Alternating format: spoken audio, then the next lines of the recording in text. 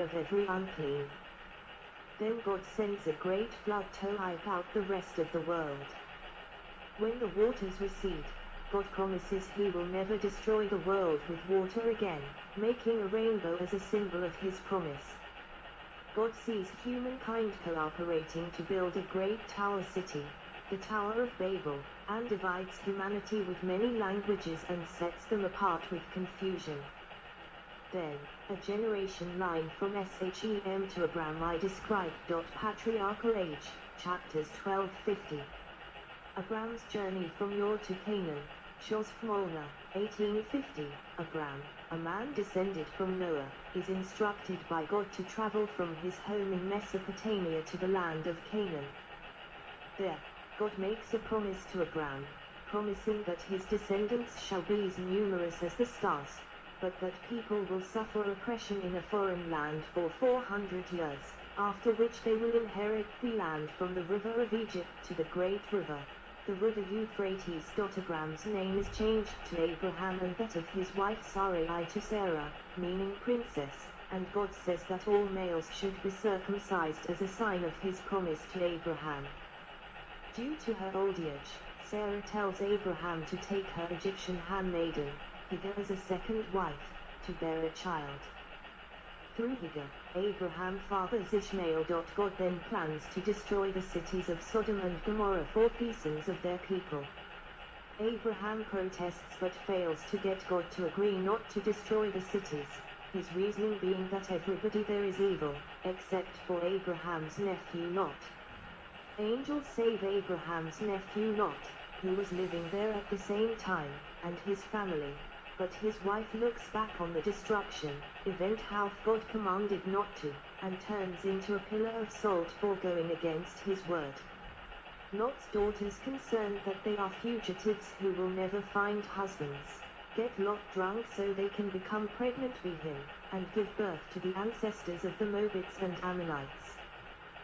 Abraham and Sarah go to the Philistine town of Gerar, pretending to be brother and sister. They are half-siblings. The king of Gerar takes Sarah for his wife, but God warns him to return her, as she is really Abraham's wife, and he obeys. God sends Sarah a son and tells her she should name him Isaac. Throne will be the establishment of the covenant, promise. Sarah then drives Ishmael and his mother Hagar out into the wilderness, because Ishmael is not her real son and Hagar is a slave.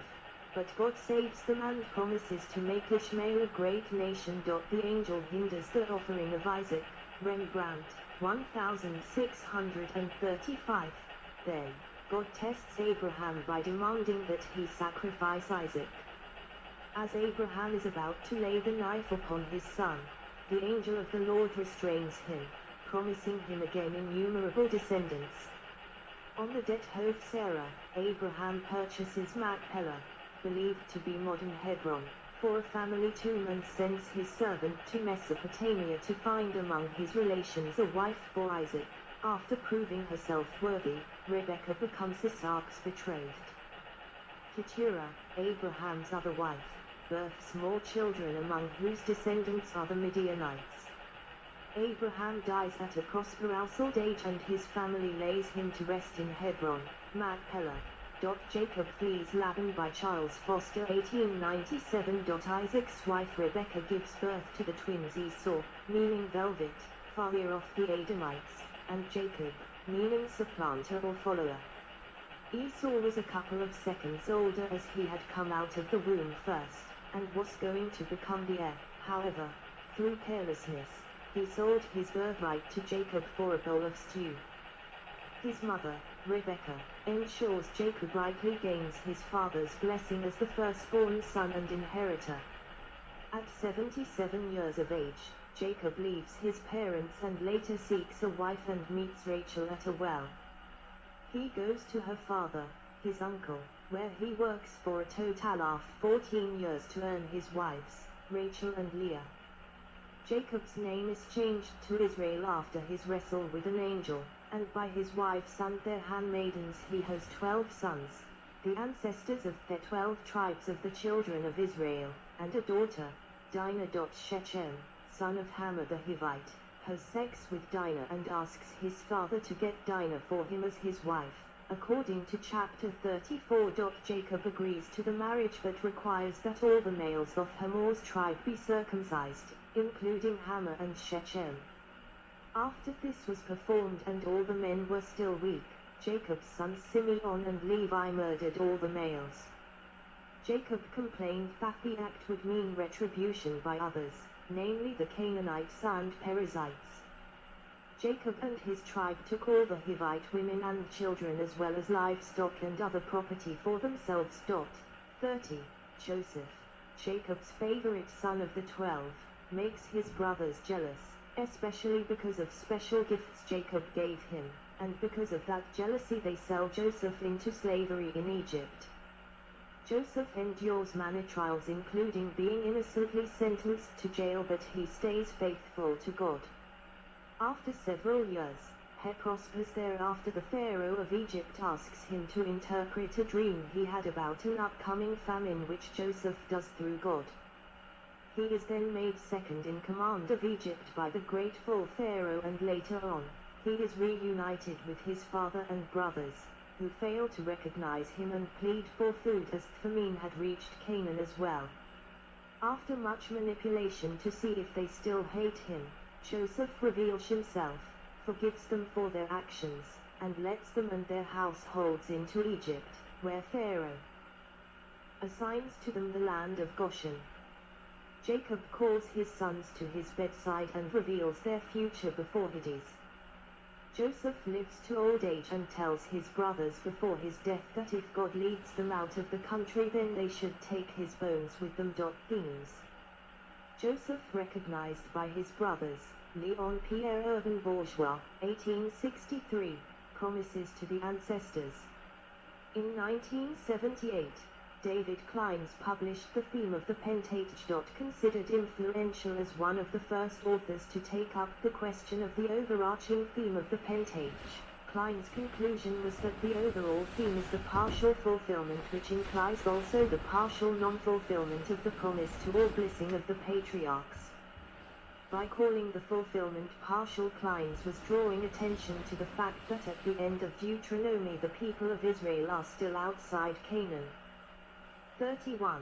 The patriarchs, or ancestors, are Abraham, Isaac and Jacob, with their wives. Joseph is normally excluded. 32.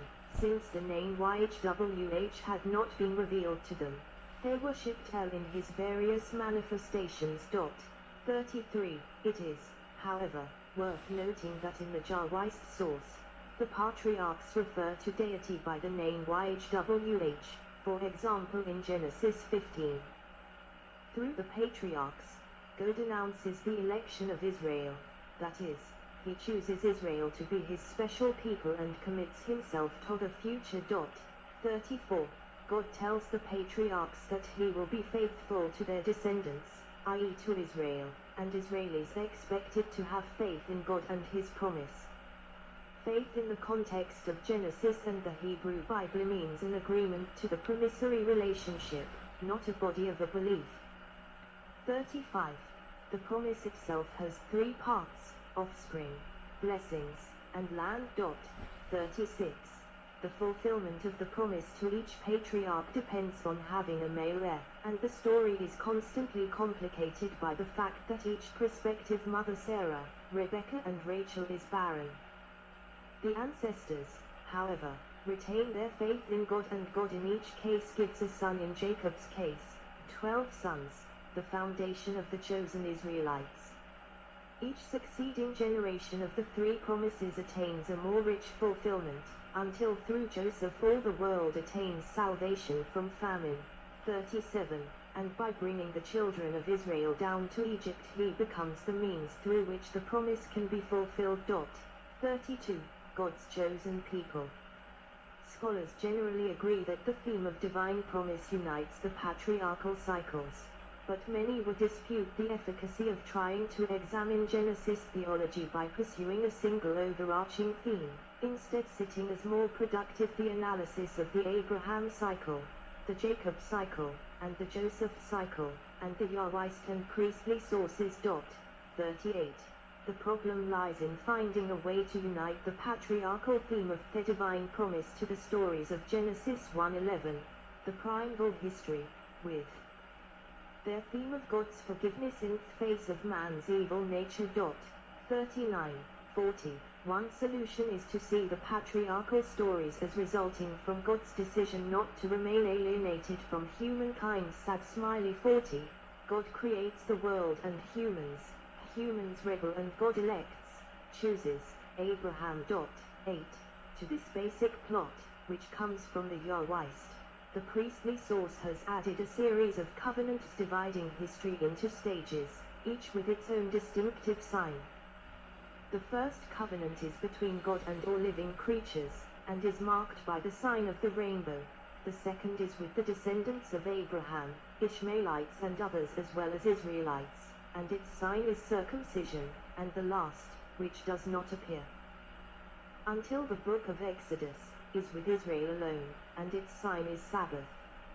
A great leader mediates each covenant, Noah, Abraham, Moses, and at each stage God progressively reveals himself by his name, Elohim with Noah, El Shaddai with Abraham, Yahweh with Moses. 8. Cultural impact. By totaling the spans of time in the genealogies of Genesis, religious authorities have calculated what they consider to be the age of the world since creation. This Anno Mundi system of counting years is the basis of Hebrew calendar and Byzantine calendar. Counts differ somewhat, but they generally place the age of Earth at about 6,000 years. During the Protestant Reformation, rivalry between Catholic and Protestant Christians led to a closer study of the Bible and a competition to take its words more seriously. Thus, scholars in Europe from the 16th to 19th century treated the book of Genesis as factual. As evidence in the fields of paleontology, geology and other sciences was uncovered, scholars tried to fit these discoveries into the Genesis creation account. 41. For example, Johann Jacob Scheuchzer in the 18th century believed that fossils were the remains of creatures killed during the flood. This literal understanding of Genesis fell out of favor with scholars during the Victorian crisis of faith as evidence mounted that the earth was far older than 6,000 years. Judaism's weekly Torah portions in the book of Genesis.